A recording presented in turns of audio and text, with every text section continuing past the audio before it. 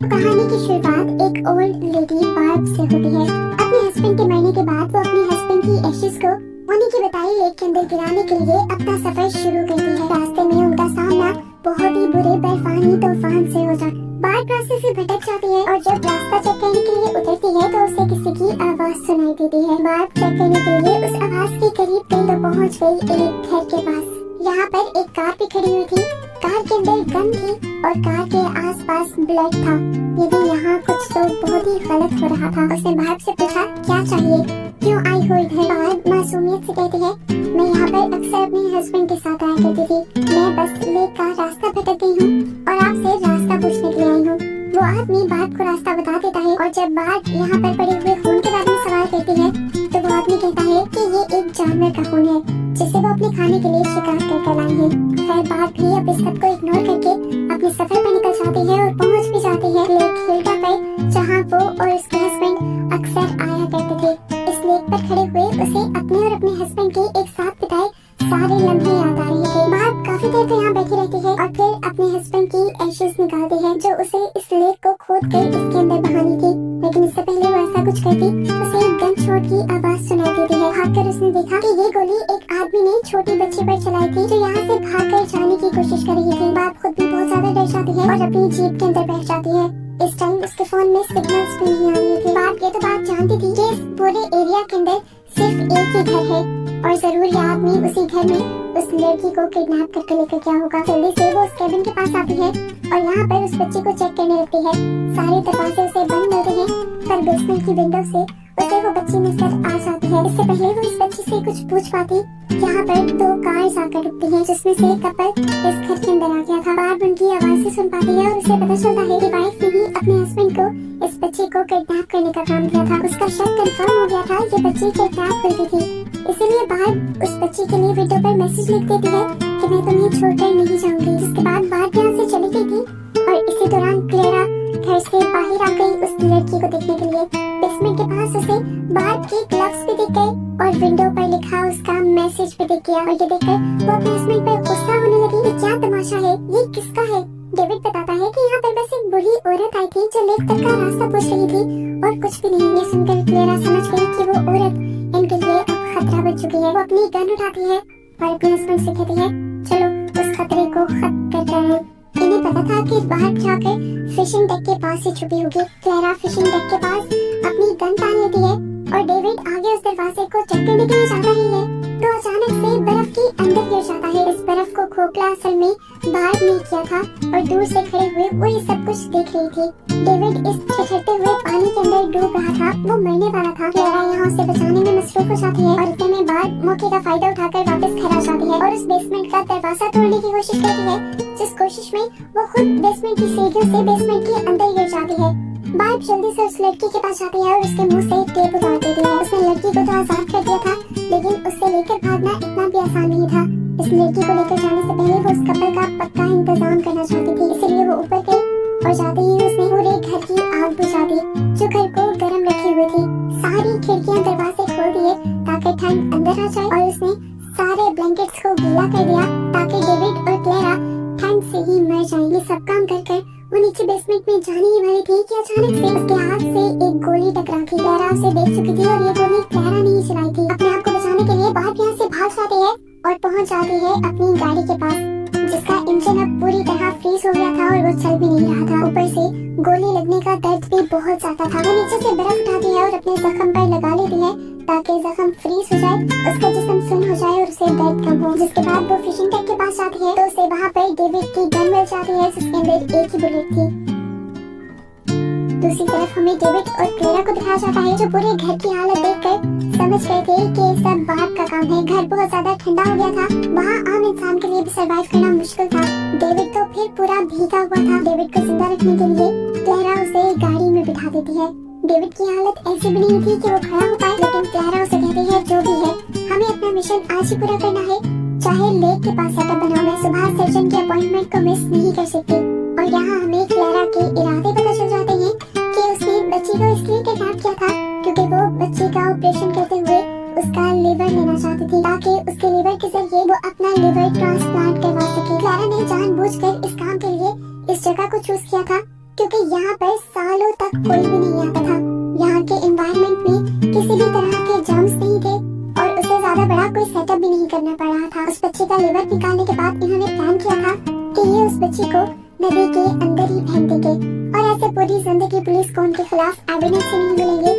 या ये भी कह सकते हैं कि किसी को ये भी पता नहीं चल पाएगा कि कभी उन्होंने कोई मर्डर भी किया था। ये लोग बच्चे के साथ साथ सारी चीजें गाड़ी में डाल देते हैं और तभी डेविड नोटिस करता है कि उसकी गन उसके पास नहीं थी। ये बात सुनकर क्लैरा को गुस्सा आ जाता है और वो डेविड को मुंह पर ही थप्पड़ मार देते हैं। खैर अब डेविड लेक के पास आकर सारा सेटअप क्रिएट करने लग जाता है और क्लैरा अपनी बायनोकुलर से उस पर नजर रखे हुए होती है।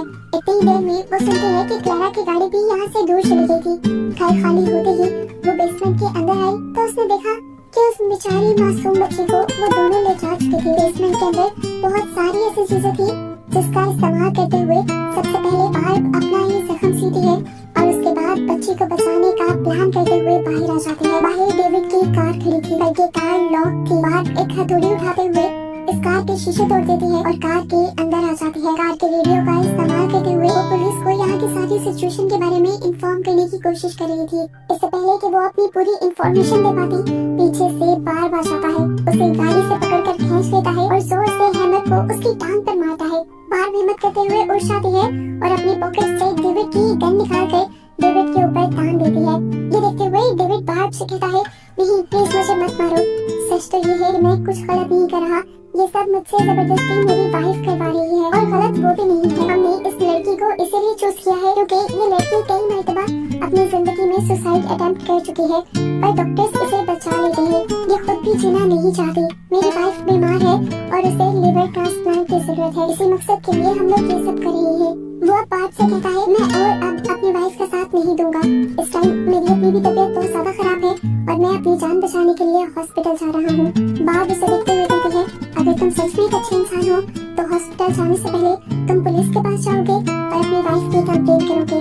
डेविड मान जाता है और बार्ब को बार्ब की रिंग देता है जो वो लेक हेडा के पास गिरा आई थी। उसके बाद अपनी कार में बैठकर यहाँ से चला जाता है। जाने से पहले उसने बार्ब को उस गन की कुछ एक्स्ट्रा बुलेट्स भी दे दी थी ताकि बार्ब उसकी वाइफ से लड़ पाए। इससे पहले कि डेविड हॉस्पिटल पहुँचा था, सामने से उसकी वाइफ क्लैरा की कार आ जाती है जो उसकी कार को रोक देती है। कार से बाहर निकलते हुए अपने हाथ में बंदूक लिए वो डेविड से पूछती है, कहाँ जा रहे थे तुम?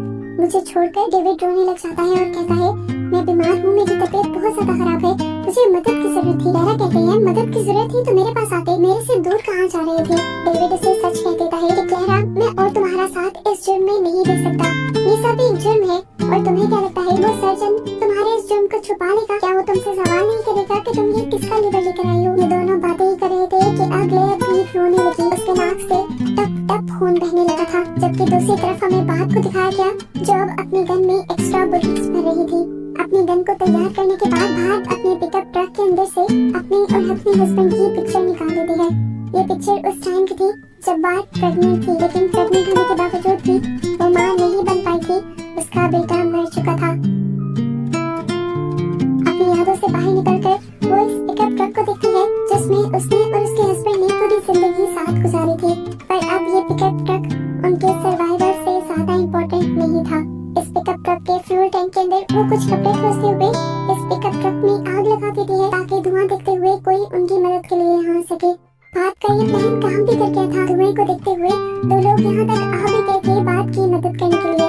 पता चलता है कि ये दोनों वही आदमी थे जिन्होंने बार्ब से रेडियो पर बात की थी। बार्ब इन दोनों आदमियों से कहती है, शुक्र है आप लोग यहाँ पर आ गए। यहाँ पर एक कपल है जिसने एक छोटी सी बच्ची को किडनैप किया हुआ है। आदमी बहुत ज्यादा जख्मी था तो मैंने उसे हॉस्पिटल भेज दिया है, लेकिन असल खतरा वो आदमी नहीं था, उसकी वाइफ है जो उस बच्ची को मारना चाहती है। इन दोनों आदमियों को बार्ब की स्टोरी काफी अजीब लगती है क्योंकि इस टाइम बार्ब के पास एक गन भी थी। वो कहते हैं कि तुम अपनी ये गन हमें दे दो। बार्ब बात मान लेती है और अपनी गन उन लोगों को दे देती है। ये लोग अब केविन के पास आ जाते हैं जहाँ ये देखते हैं कि क्लैरा अपनी गाड़ी में बैठी हुई थी। दोनों आदमी अपने वेपन्स निकालते हुए आहिस्ता आहिस्ता क्लैरा की कार की तरफ बढ़ रहे थे और उसे कार से निकलने को कह रहे थे। जैसे ही ये लोग क्लैरा के कार के दरवाजे की तरफ बढ़ते हैं, दोनों को पीछे से ही कोई शूट कर देता है। वहाँ पर अपनी जगह सिर्फ अपनी कैप रखी हुई थी, बस एक तरह का ट्रैप बनाया हुआ था जिस ट्रैप के अंदर ये दोनों फंस गए थे और दूसरी तरफ से आकर उसने इन दोनों को शूट कर दिया था। क्लैरा इसके बाद बार्ब के ऊपर भी शूट करने की कोशिश करती है। बार्ब अपने आप को बचाने के लिए डैशबोर्ड के आगे छुप जाती है और फिर ग्लव बॉक्स खोलकर अपनी गन उसमें से निकाल लेती है। फिर वो आहिस्ता से नीचे होकर गाड़ी से बाहर निकलती है और क्लारा के पाँव पर शूट कर देती है, जिसकी वजह से क्लारा भाग नहीं पा रही थी। जिसके बाद बाहर फौरन से केविन की तरफ भागती है और रास्ते में ही उसे डेविड की गाड़ी भी दिखती है, जिसके अंदर डेविड इस टाइम मरा हुआ था। उसे देखकर वो एक मर्तबा टूट गई थी। डायरेक्टिंग में वो देखती है कि क्लारा ने दोबारा अपने आप को संभाला था और दोबारा बाहर की तरफ गन तान ली थी। इतनी देर में बाहर भागते हुए शेड के पास पहुंच गई थी तो क्लारा अब शेड के ऊपर ही गोलियां चलाते हुए शेड को तोड़ देती है और पूरा शेड बार्ब के ऊपर गिर जाता है। बार्ब बेहोश हो जाती है। घंटों बाद जब बार्ब को होश आया तो उसने अपने आप को उसी बेसमेंट में पाया जहाँ पर उस बच्चे को किडनैप करके रखा गया था। होश में आते ही बार्ब ने सबसे पहले उस बच्चे को देखा जो बहुत ही ज्यादा डरी हुई थी। वो बार्ब से कहती है मैं मरना नहीं चाहती। बार्ब अब उस बच्चे से उसका नाम पूछती है। बच्चे अपना नाम लिया बताती है और बार्ब कहती है कितना प्यारा नाम है, अगर हमारी कोई बेटी होती तो मैं भी उसका नाम यही रखती। अब बार्ब इस बच्ची को अपने ग्रेट ग्रैंडफादर की कहानी सुनाना शुरू करती है, जो एक बर्फानी तूफान के अंदर बहुत सारे सोल्जर्स के साथ फंस गए थे। वो बताती है कि वो तूफान ऐसा नहीं था जहाँ से कोई बचकर चला जाता। बहुत सारे फौजी उस तूफान में मारे गए, लेकिन मेरे ग्रैंडफादर ने हार नहीं मानी। वो जानते थे कि अगर वो एक भी सेकंड रुक गए या बैठ गए तो उनकी बॉडी की गर्मी भी खत्म होती रहेगी और इस तरह वो तूफान में जल्दी मारे जाएंगे। हिम्मत ना हारते हुए वो चलते रहे और आखिर वो उस तूफान से निकल गए। बात कहती है कि अगर वो उस दिन वहीं पर रुक जाते तो बर्फ में ही जमकर मारे जाते, पर उनकी हिम्मत ताकत ने उन्हें उस दिन बचा लिया और अगर वो उस दिन ऐसा ना करते तो आज मैं भी तुम्हारे सामने ना बैठी होती। बात कहती है मैं मानती हूँ कि हम नहीं जानते कि हमारे साथ क्या होगा, लेकिन हमें एटलीस्ट अपने लिए लड़ना चाहिए, अपने बचाव की कोशिश करते रहना चाहिए। और तुम तो कब से यहीं पर बैठी हो। इसके बाद बाहर अपने आप को छुड़वाती है और फिर यहाँ से बड़े बड़े जूते उठाकर उस बच्चे को भी देती है और खुद भी पहन लेती है।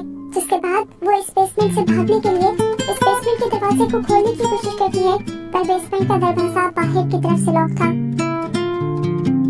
घंटों की मेहनत के बाद बार्ब ने मुश्किल से ही सही लेकिन वो दरवाजा खोल लिया था और जैसे ही वो बाहर निकली ही थी तभी क्लारा उसके सामने आ गई और उसने उन्हें दोबारा ही बेसमेंट के अंदर बंद कर दिया। कुछ देर बाद क्लारा खुद आती है और इन दोनों को बेसमेंट से निकाल कर अपने साथ बांधते हुए लेक की तरफ ले जाने लगती है। बार्ब को बहुत सारा सामान भी घसीटने के लिए दिया था।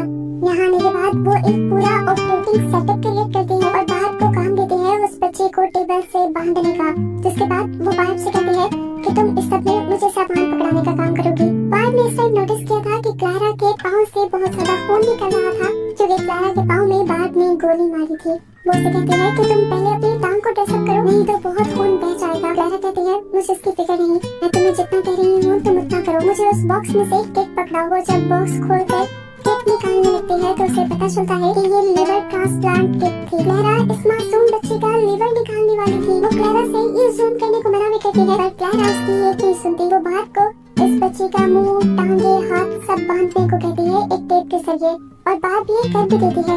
और ऐसा करने के बाद क्लारा बार्ब को शूट कर देती है और लिया की बॉडी पर निशान लगाने लगती है, ये जानने के लिए कि उसका लिवर कहाँ पर होगा। इससे पहले कि वो कोई भी कट लगा देती, हम पीछे से देखते हैं कि बार्ब दोबारा उठ गई थी। उसने उठकर पीछे से ही क्लारा के ऊपर हमला किया और उसे लिया से दूर कर दिया।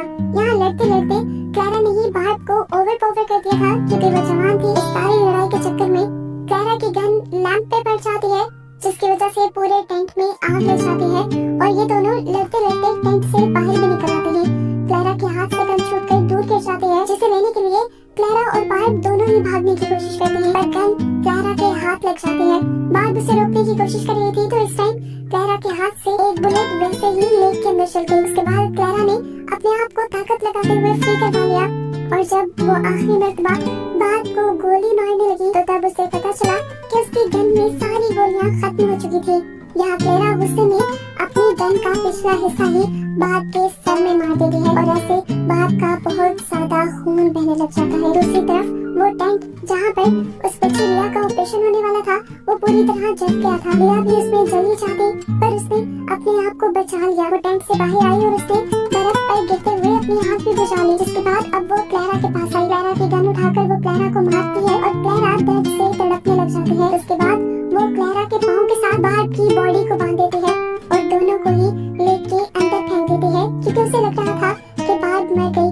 दरअसल में बार्ब मरी नहीं थी। मरती हुई बार्ब लेक के अंदर जाकर अपने हस्बैंड की एशेस का बॉक्स खोल देती है, जो आखिरी टाइम भी अपने हाथ में पकड़ा हुआ था। ऐसे उसके हस्बैंड की आखिरी ख्वाहिश पूरी होने के साथ साथ वो खुद भी पूरी हो जाती है, यानी मारी जाती है।